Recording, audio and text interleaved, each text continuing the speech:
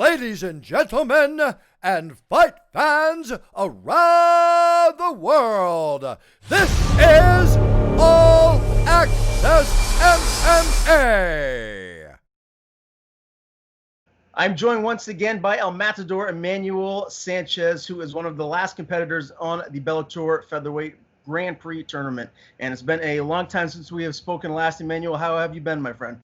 My best to love life and just staying in the gym. Okay, and I see you got your mask on, which I appreciate, keeping both of us safe here. Tell me, how have things been at Roufusport since this whole pandemic broke? I know it's really caused a lot of us to really shut down on our normal day-to-day lives.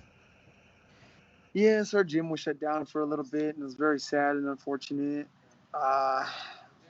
We had to do what we had to do, go through the correct protocols, whatever needed to be done. And now that we're going on, I think, 4 weeks now since upon reopening, and everything has been going smoothly. We have had a lot of more additions, not only to the facility, but many more people coming in to want to train, new signups. And so life is going on, and people are still, this is something positive that's going on in the world right now. With all the negativity that's going on, this is something positive that we get to do.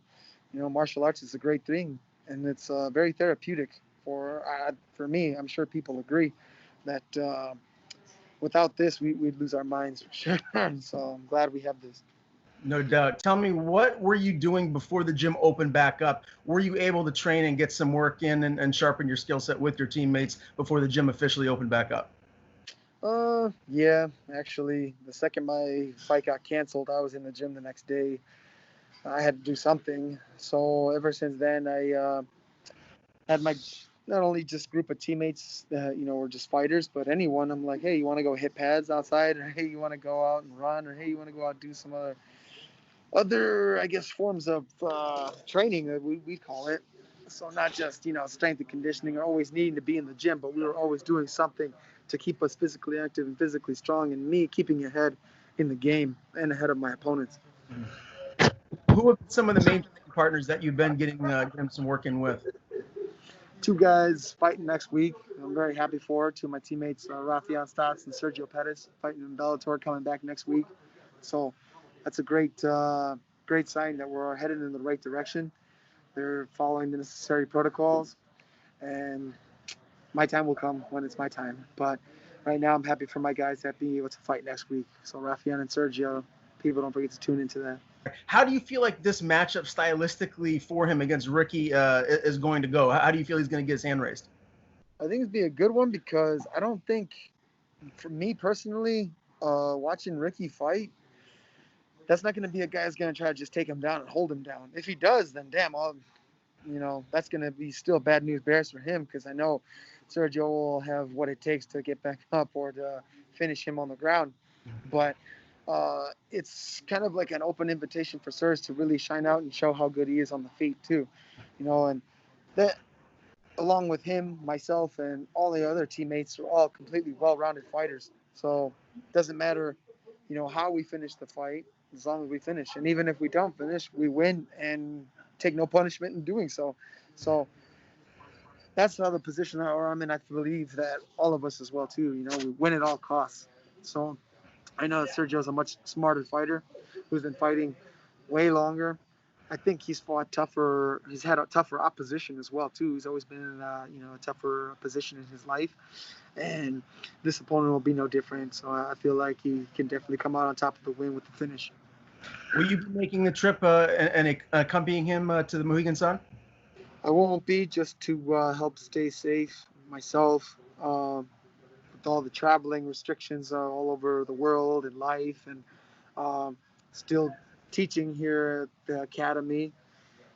And I believe that they're leaving earlier, some of my teammates, and what they need to do, how they need to do it. I think some Bellator people are already there now, just to make sure everything runs smoothly and accordingly, because on the flip of a dime, I believe that any commission or sanctioning body could probably cancel the event. So we don't want that to happen at all. So I'll be staying back and enjoying it from here. And honestly, I'm kind of heartbroken because I was just there and I was supposed to fight there. So it kind of really pisses me off that fights are going to be held there. I'm not going to fight, but I'm happy for my guys and I can't wait to watch them. Yeah, well, hopefully your fight will happen again very soon. Tell me, outside of just training and coaching and basically living at the gym, what have you been up to during the pandemic? Have you gotten into any Netflix series or done anything else to kind of occupy your time? Nah. A lot more reading, a lot more time in nature, I guess. A lot more time outdoors, spending a lot more time with my dog. Now that I have the liberty too, so I'm getting a little more tired, throughout the day. More runs and just nature walks, man. I'm a man who, big strong man of faith, so I really love to just go out and get lost in the woods and pray and meditate and reflect on life and seeing with all this craziness that's going on there in the world. It's the simple things that make me happy and that keep me at peace. So being able to be in the gym and go out and be by the river or out hiking some nice trails, I go to sleep very happy. Yeah, well, that's good. I'm happy to see that you have another outlet that's a healthy one for you to Thank you. accompany your hard training that you do there. Man, the last time I spoke to you was actually before you fought Pitbull for the title, so it's been a while. That was all the way back in November of 2018. What is your takeaway from that fight? It was very close. Unfortunately, you didn't get the decision, but it must have given you confidence to know that you're right in there going toe-to-toe with the guy who is the champ. Oh, big time. And now he's the champ too. So, right after, a lot of people believe I won too. Right after that fight, he went on to beat Michael Chandler to become the lightweight champ. So I was hoping that we would rematch, and I asked for the rematch. I really wanted a rematch. I was really pushing for that. And I don't believe he wanted it, and not only that, I believe that I'm glad as the champion he spoke out for all the other fighters as well too, in wanting a little more notoriety as opposed to guys like Pico, McKee, or former UFC guys getting a little more push and a little more buzz by the promotion. The champ did the talking for us, so now that helps for the rest of the fighters on the roster to be able to get what I mean, the respect they deserve, the fights that they want, the proper promotion to really have and say, yeah, we got one of the best top fighters in the world, and we do. He is one of the best. My hat's off to him, but I know I can beat him. So now I know next time comes around, I'm in the actually perfect position. You just can only, this is prolonging the inevitable. I'm going to go out and I'm going to finish Daniel Weichel and avenge that loss. And then I want Patricio Pitbull to beat Pedro Carvalho, and I'll avenge that loss to Patricio Pitbull. And then enter the final and be ready for either one, Caldwell or McKee. But, I want McKee in that one, so we'll see. But it doesn't matter to me. I mean, Patricio could lose to Pedro. I don't know. So I get Pedro, so to me it doesn't matter. The end result is me wanting to win the whole Grand Prix. So it doesn't matter who has the belt or not, or who's on the opposite side of the bracket. If you get that rematch with Pitbull, what adjustments would you make in a second fight? Or would you not make any adjustments? Would you just basically go in with the same game plan and style of fight that you did the first go around? Well, I feel it is the same way as I'm entering it with Daniel Weichel over here. I've already gone 3 rounds with Daniel Weichel, so I know I can finish him in the first, because to me it'd be like the 4th round. And seeing his last fight last year, when he was on the second card, right? I was on the first card, he was on the second card. So watching his fight with Saul Rogers, I knew that was one of the fights that I wanted back. I still see the same Daniel. So that's how I know I can go out and expose him and really see and show and prove that, I can knock this man out, I can finish this man. And likewise with Patricio, I want him to win because now I know I can finish him. Before it was almost like kind of a surprise, I guess. For being the champ, I thought he'd hit a lot harder, and for being such a great, amazing fighter, I thought it'd be a lot harder to hit. So it seemed so easy to hit, and thinking that he would hit a lot harder, now I know I can really unleash and take this man out as well. Oh, that's exciting. I hope that second fight does happen at some point here in this tournament. Tell me the first round matchup. You had a round 2 triangle choke victory over Taiwan Claxton. How pleased were you with that performance? Out of all the fights that I had, man, I gotta say that's probably the most proud fight that I've had. Out of all of them that I had, that was probably my proudest moment. Of all the ones. And still, even then, I'm not that excited or that proud of it. I still rewatch it and I'm like, man, I could have done this, or I really could have finished him in the first, or I could have, all these different things that I could have done. But I'm still pleased with the outcome and pleased that I took no punishment and pleased that with how easy it was, like I knew it would be.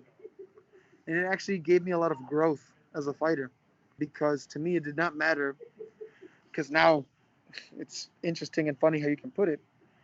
I take the same approach to each opponent. It doesn't matter if they have 5 fights or 50 fights. So you see Claxton had 5 and Daniel Weichel's got 51. So it doesn't matter the amount of fights they have. I know that the potential that I have and how much I can impose my will and the skills that I bring to the table too.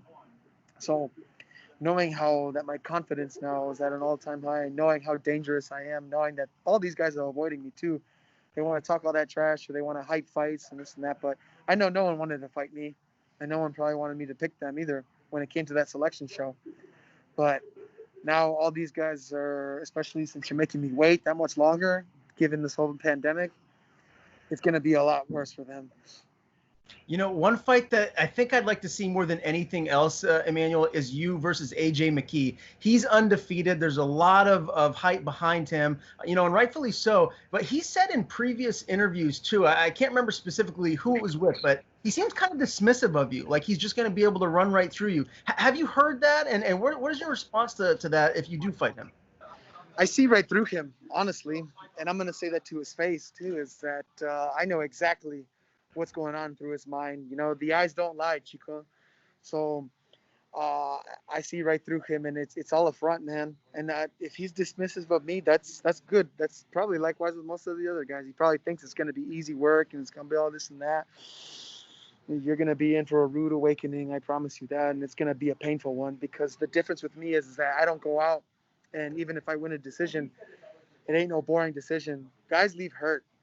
Guys leave not wanting to fight me again, that's for sure. Like, even if I don't leave an actual physical scar on you, your soul is scarred. So when that day comes, even right now, honestly, you know what I wanted to do? I actually wanted to call him out at 55. I'd say, hey, right now, you know what? Let's do something outside the Grand Prix. How about me and you at 155 right now? You know what I mean? So it has nothing to do with featherweight. But that's probably one of the reasons, too. A lot of people ask me why I didn't pick him in the selection show. It's because I got bigger fish to fry. You just beat Georgie. I beat Georgie the first time back in 2017. And you're just now starting to fight him? So if you're just now starting to get fighters or tough fights, however I get it, I don't discredit any opponents. A lot of people, have maybe sold him short because he hasn't fought the toughest opposition. But, I'll give credit where credit is due. He's undefeated, and I'm happy for him. Enjoy it while it lasts. Enjoy it while it lasts, because it ain't going to last for long. And, yeah, I definitely know that I will finish him when we fight, But I got nothing against him. To each his own. He thinks he's the greatest. That's good, because he's good for the division. He's good for the sport. If all eyes and all hype is on him, that's good. They think he's the best. Well, what happens when I beat him? Now what are you going to say? Is he the best now? Well, I can't wait for that fight. I hope it does happen. If it doesn't happen in this featherweight Grand Prix, hopefully it happens shortly thereafter, because that would be a fight that I know the fans would love to see. Tell me, what are your picks for those other 2 fights? You got McKee and Caldwell, then you got Pitbull and Carvalho. Who do you see winning those 2 fights, and how? Pitbull taking it against Carvalho just because of experience. I understand Carvalho's a big dude, so he has size. He trains at a good school as well too. Obviously, you got a lot of hype, buzz, and confidence training with Connor, being from SBG, right? So I know that's a good thing for him, and that's kind of the momentum and confidence that helps him really rise to the occasion. But I just believe Pitbull's experience and fight IQ. Really, he's been in that many wars, and he knows how to win now. I feel like he was able to fight that really smart against Archuleta. I feel like he took a page out of my book. He definitely doesn't look like the young Pitbull when I saw him in that fight. I definitely saw him as a much more cerebral fighter. And it wasn't the most exciting, but he did what he needed to do to win. And to me, he outclassed Archuleta. So to me, that was an easy win for him. So, props to him. So that's why I feel like he'll take it in that one, and I want him to. Mm-hmm. And with Caldwell McKee, that's interesting, because obviously I want McKee to win. That's when the stakes are all at the line. You know what I mean? Me and you in the final. That's for all the marbles. This is the best way to prove it, right? But I feel Darian is a completely different test with him because I don't believe he's fought any other southpaws, and I don't believe he's fought anybody else too with the wrestling pedigree and experience that Caldwell has. Caldwell, okay, has been stopped twice by guillotine chokes, but those were two very completely different fighters than anyone that what McKee is or how Caldwell is now, with his style now. And it's going to be interesting, man. Caldwell really fought really smart against Borix. So he just took down one undefeated, hot young prospect right now. And let's see if he can do it with McKee. Because, again, Borix, other than Curran, I don't think he hadn't fought anybody with that amount of experience yet. When you fight for a world title, man, and when you win and you lose, because Caldwell did lose his title too, it definitely does teach you a lot. And he's fought overseas. So I feel like Caldwell has a vast amount of experience in the game, and I believe his wrestling pedigree is probably higher too. I think that's one of his biggest credentials, right? So it's going to be interesting to see how McKee can handle someone with probably the best wrestling that he's faced. I don't think any opponent that he's faced has that good of wrestling. Manny, all of the fights from here on out here in the featherweight tournament are 5 rounds. You're known for your gas tank, for your cardio. How is this going to benefit you here in these matchups moving forward? Oh, the best. If these guys couldn't handle 3, imagine 5 now. And now here's the thing is that I don't need to make it go 5. Why go 5 and you can finish in 1? So I was well on my way to do that with Claxton. And obviously I didn't make those adjustments soon enough. So that's why it didn't happen. But I still wasn't frustrated or upset. I just knew I could do it that easy. And the fact that the way the round ended, it did. I'm like, okay. Like I knew I won that round at least. And now I know I got him. So now I know it's just a matter of time before he gives me something that I know I'll be able to capitalize and finish. And then it came to be the triangle choke. So if the worst thing you can do to me is a takedown, then damn, you're in for a lot of pain.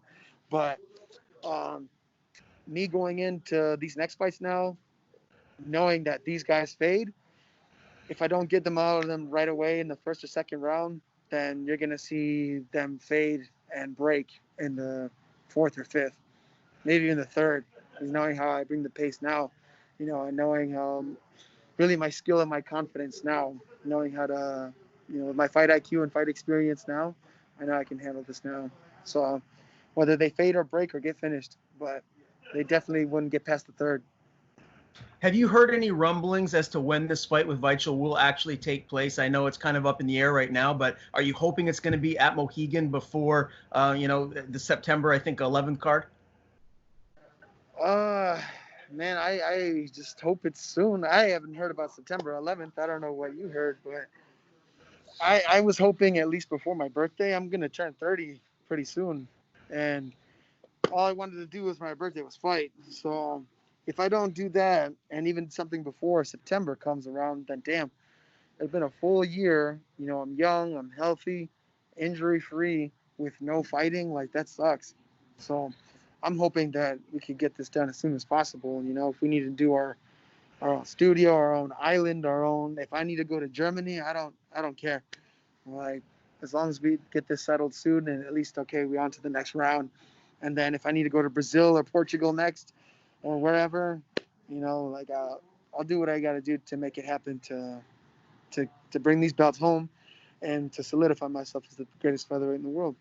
You're Mr. International, right? You said that in your last press conference.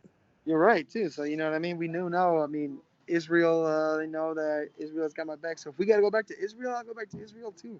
If they can make it happen in Tel Aviv, amazing. Give me your prediction. When the fight does happen and you step in there with Weichel, how do you see yourself getting your hand officially raised here? First round knockout. Ooh, I love it. I love the confidence. Emmanuel, it's always a pleasure talking to you, my man. It's been way, way too long since we've spoken last. Before I let you go, if there's any social media you'd like to plug or anyone you'd like to thank, the floor is yours. I'm just thanking this mask over here and just peace and love and Hakuna Matata to everybody watching. Thank you. Hope everybody's doing well, staying safe, staying healthy. And we can only stay safer at home and social distance for so long, and we can only do so much doing our best. So right now, we only live once, and we're only young once. So I'm doing everything. I'm playing my part, but again, this is what helps and aids my livelihood, takes me on to the next level. So we have to be in the gym, and this also mentally. You know, we want to talk about mental health issues. This is how I get through them. I'm able to come to the gym and do what I love for a living because this is my passion. So, and it benefits me in my job title as a Bellator featherweight fighter, a world title contender. You know, but you can follow me on Instagram at Matador Sanchez, on Facebook El Matador Emmanuel Sanchez, and then Twitter El Matador 145. And like I'm always saying, everybody, stay healthy, stay safe, take care of your body. It's the only one you got, and follow the right protocols, man. And everything will shine sooner rather than later. Thank you again for the time, and happy early 30th birthday, buddy. Let's talk again soon. Thank you, brother. I appreciate it. You too.